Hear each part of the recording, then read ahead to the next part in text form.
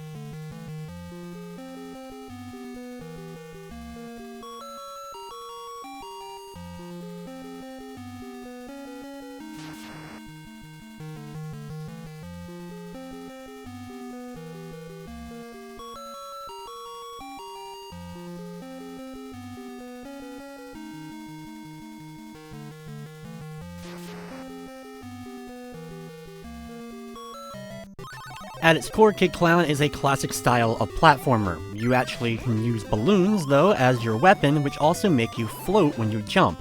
This makes for some fun platforming possibilities throughout the course of the game. The storyline for Kid Klown is very simple. Your family has been kidnapped by the evil Nightmare, and you have to travel to these different levels, deal with his minions, and then take him on in order to save the family. For the first boss, hit the hedgehog straight on, it'll turn into a ball and then start bouncing around. Just go underneath of it when it bounces. Jump over it then when it rolls underneath, and then continue hitting it a few more times in order to take it out and move on to the next level.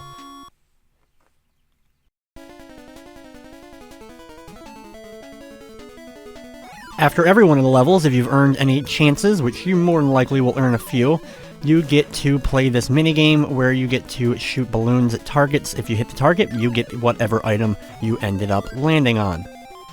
When you finish up that, you'll then go to this little cutscene, and then we get a level selection screen before we go into the next level.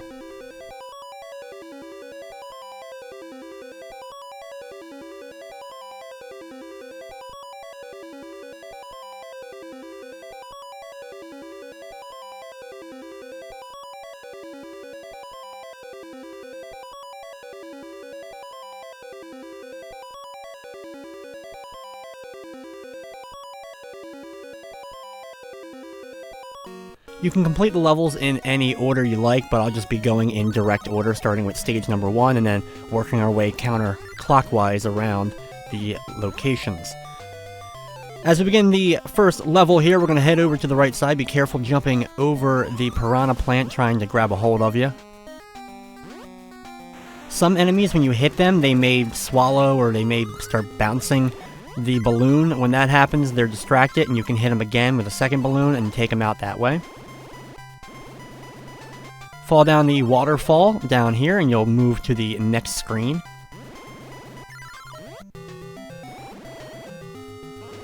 While I don't hear many talk about Kid Klown these days, this game actually is pretty fun, and one of those platformers that came out relatively late in the NES library that's worth checking out if you've never done so.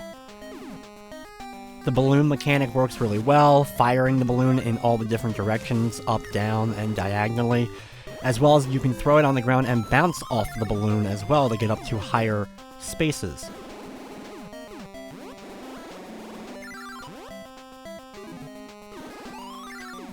A lot of times I will avoid the chips just so I don't end up having to have too many shots at the bonus game at the end. Be careful running across this bridge as it breaks when you do so. We're going to float over these last few enemies and hit this, which will take us to the next boss fight. The owl will fly overhead. You can throw your balloons upwards or diagonally, whichever one you prefer, in order to hit it. Then watch out for the feathers it shoots out. After that, it'll dive on down, usually. You can kind of get out of the way of the dive or jump over and float. Then just go back to whatever side it's on and continue throwing balloons at it until it's taken care of.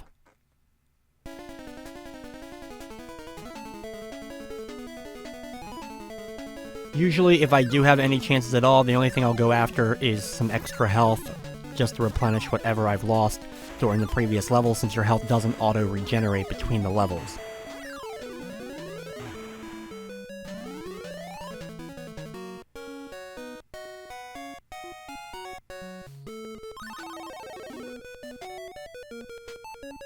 Stage number 2 is a toy-themed level. You have the toy soldiers that will end up throwing their hats at you, some of them, so be careful of them. You can kind of throw your balloons right as you go past them and hit them at the same time. You have these annoying jumping hand enemies which can get in your way. The robots right here do take multiple shots in order to deal with them. On the right side, you'll enter a door and take yourself to the next screen. Once you're over here, head over to the right side. We're going to blast these hats, and then try to avoid the cymbal monkeys. If they clash you, they end up doing a pretty decent little amount of damage, so you want to try to avoid that if possible.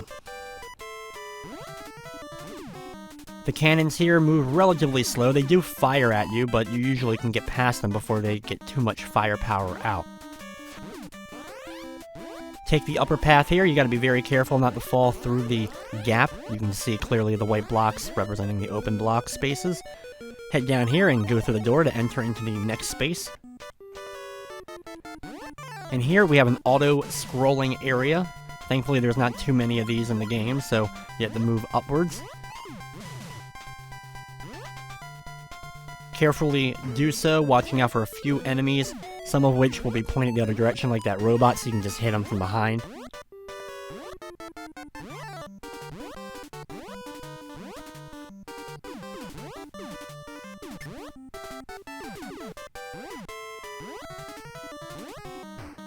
Just keep carefully climbing to the top.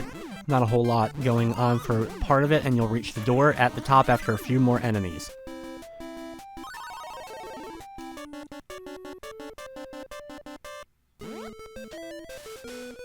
Watch out once again for those cymbal clashing monkeys, and then a few of the soldiers that are going to throw their hats at you right afterwards. You can pick up momentum and do a little bit of running, which is always useful. But a lot of times you don't get much space to actually run.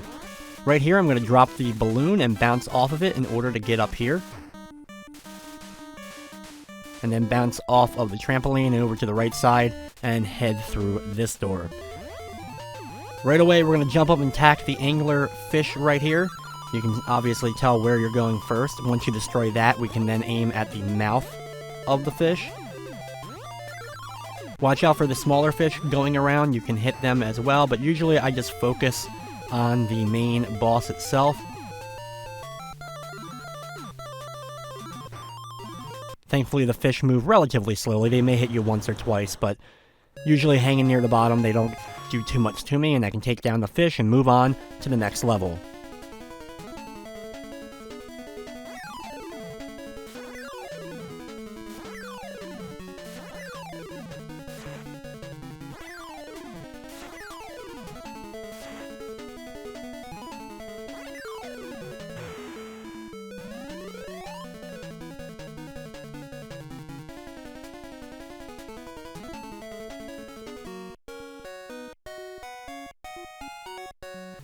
The next themed stage is a beanstalk level, like Jack and the Beanstalk, and we're going to be working our way up to the top.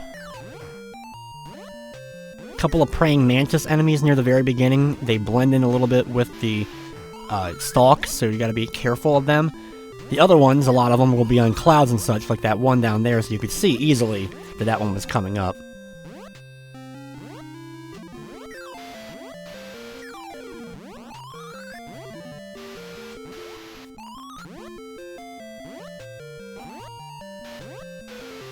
These cloud enemies kind of keep going with you, so if possible, I recommend either outrunning them quickly, getting them off screen, or just take them down with a couple of balloons, just so they don't annoy you the entire time you're going up. When we reach the top, we're going to go through the right door here.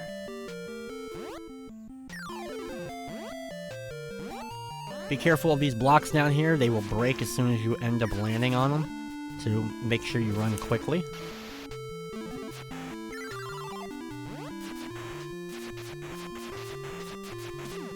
If you end up getting hit and you're still flashing, just quickly walk across the rest of the spikes and get off of them at the end, and then head through the door.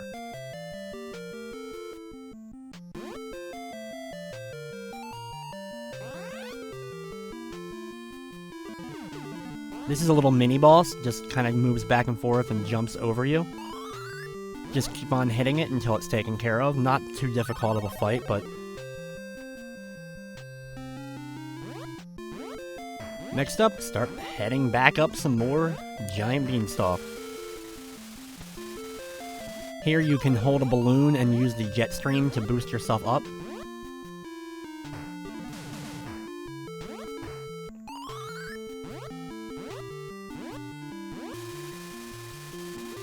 Some of the leaves do fall when you land on them, so you have to move quickly off of them, but most of them, the bigger ones, are stationary.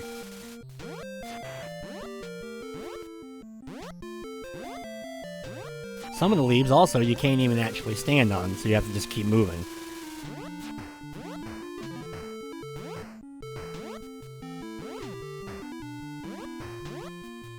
Here we reach the top. Be careful of the cloud here. I'm going to use the balloon to bounce myself up in order to get to the room with the giant, the next boss. I'm going to throw my balloons diagonally up at him. The more annoying part of this fight really isn't the giant mace that he slowly brings down or the crushers, it's the little annoying ball that's rolling around the room. It ends up hitting me more often than he does. Or I'll run into one of the other things because I'm trying to get away from the ball. Thankfully, his head is a pretty big target to hit with, and once you've hit him enough, you're moving on to the next stage.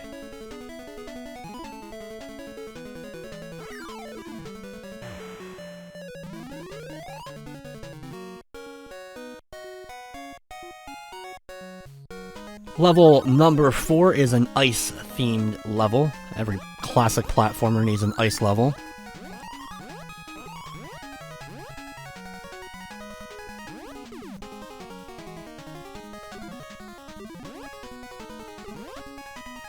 The game will slow down a bit when there's a lot of activity with these snowmen on screen here.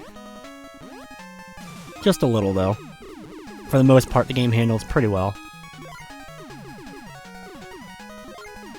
Work your way down these platforms quickly, watching out as the giant screw thing comes out and tries to hit you each time.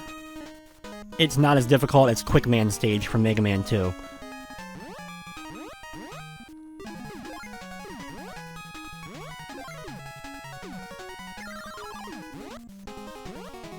Be very careful moving along these platforms, just because a few are moving up and down. You have the ice one, and you have some enemies that are going to try to hit you as well. Thankfully, they're just a single balloon in order to take care of them.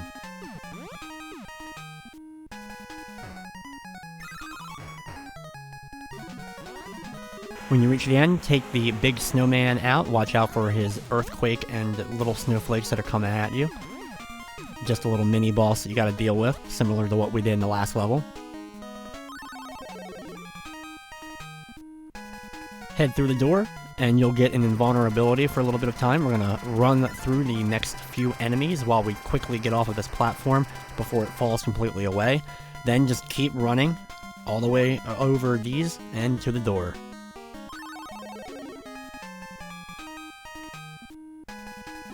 The next area is exceptionally annoying as you're in the clouds, and every time that you jump, you fall into the cloud, and you have a little animation. Now you can negate it by bouncing off your balloons, if you throw them and time it correctly. But it's definitely more of a nuisance than anything else.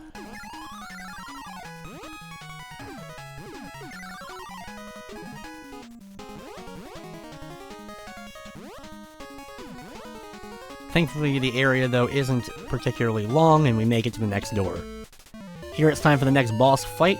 For this boss, we're going to attack and wait for it to grab one of our balloons, and then we're going to hit it while it's juggling the balloon. So attack near its face, it'll start juggling your balloon, and then you can destroy the balloon it's juggling, and it'll keep doing the animation. But your main goal is once it's juggling that, bouncing it on its nose like a seal, you want to focus your balloons on the boss and take it down.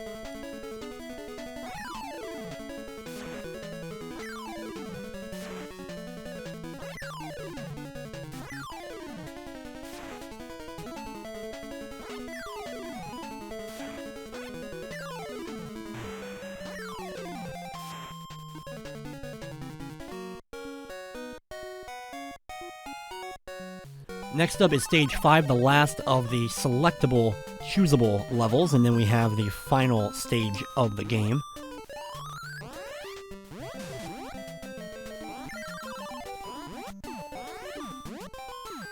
This level has some evil letters and such that try to attack you,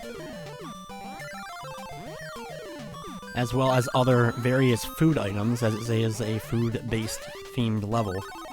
Not too many games have food-based levels, but a couple of Mickey Mouse games did. Just something that was a common theme.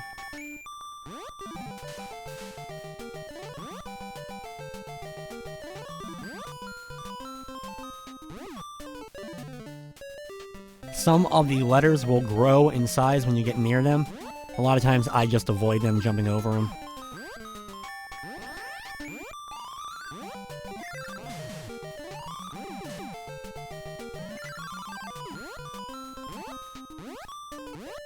Careful climbing up the candies. We're going to head to the left side. The right side gives you an extra life and a chest. But we're just going to skip that and keep going up.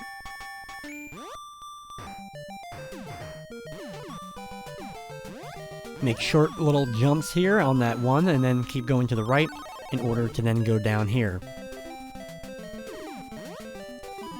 Attack this enemy from a distance. It'll just be easier than trying to jump to the platform with it. We're going to fly over the next one with the gelatin that's down there. And then we have to run across this bridge. We got another invulnerability from that one chest right a second ago. And we're going to use that for as much of this area as we can. And head down here and go into the next boss room. Launch your balloons, jumping at the head of the giant caterpillar boss. Watch out for the bouncing mushrooms and the tail. But the tail a lot of times will stay away and head mainly for the left side of the room. So stick close. You usually can see the mushrooms getting ready to come out. Once that boss is done though, we're moving on to the final level.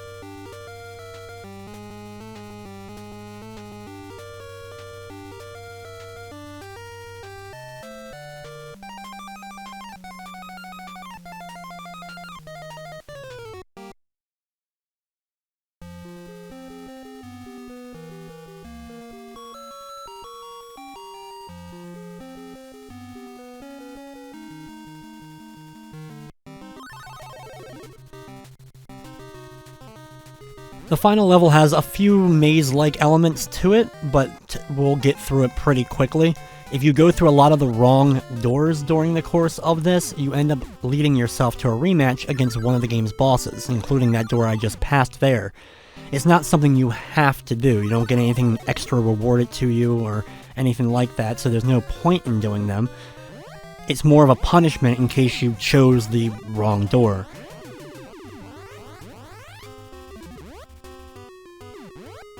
Watch out for the bats as you're going across these conveyor belts and make it to the next screen.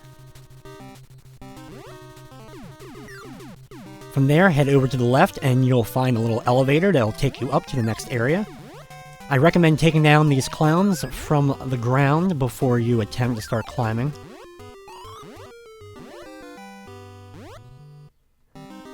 Right here, the clown noses can only go out so far, so just kind of wait for it to retract and then quickly move in.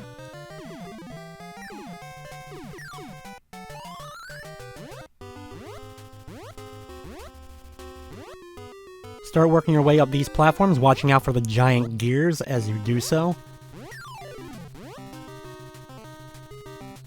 At the top, you're going to head all the way over to the right, down, and then all the way back to the left, to that door we just passed a moment ago.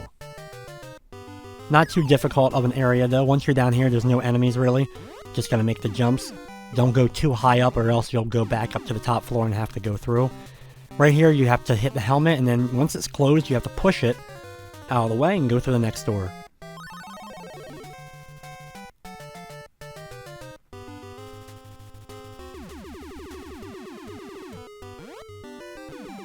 Once here, head on up. Watch out for the gears. They always end up hitting me unless I just really take my time with them.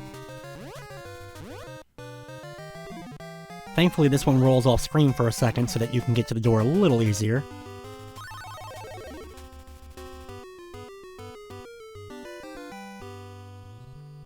In the next room, head over to the left, deal with the squirrel enemy, one of my favorites in the game. Then work your way up, more gears to deal with as you do. You can go into the left or the right door. The right door is the one that you need to go into. It'll look like you're in the same exact room, but you're actually not. You can see that's slightly different than the previous time. Still the same ordeal though. Work your way up here, and you'll have the two doors to choose from. This time you want to choose the left door. This will take you to a room filled with doors, some of which lead you right just to other boss fights, a lot of them the rematches, but this door right here leads you to the final boss encounter. For the first form of the boss, we're going to float over his flames that he shoots out, and when it stops batting its wings, we're going to then go for our attacks, getting ready to do big jumps over the flames that it shoots out in a spread shot. Conserve your health as much as you can because you do have multiple forms of the final boss before we can call it a day.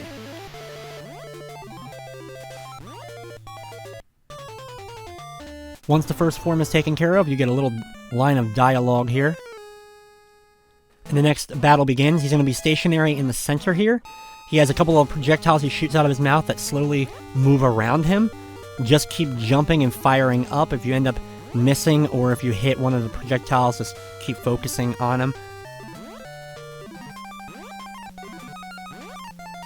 It shouldn't take too many hits to take down this form, and then you get some more text, and then the next battle begins. Now this version can teleport in the center, left, and right sides of the screen, firing out projectiles. When it's on the left or right, you can just stay in the middle, because it's going to end up missing you. As long as you're far enough on the left or right side of the platform, depending on the side, you'll safely be out of the way of its fire. You just have to make sure that you're out of the way of it during the center portion of his cycle.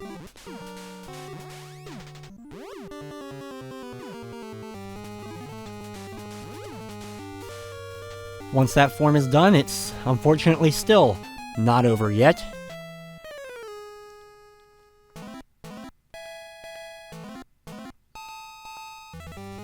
Here, it's now just the head that we have to deal with, as it'll fly around, firing things once again. We're just gonna keep on blasting it with as many balloons as we can quickly.